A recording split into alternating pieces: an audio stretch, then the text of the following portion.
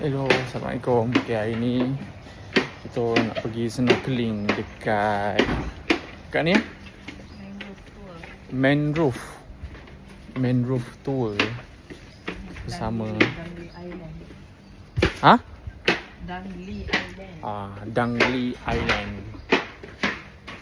Nanti aku tunjuk kat korang macam mana tempat snorkeling tu lah bersama ni. Harap okey je lah. Snorkeling, cuaca pun baik. Okey, Alhamdulillah. Cuaca baik. So korang tengoklah cakap video nak pergi snorkeling. Okey, tapi persiapan dululah. Kita orang kat sini sewa ni je, sewa motor je.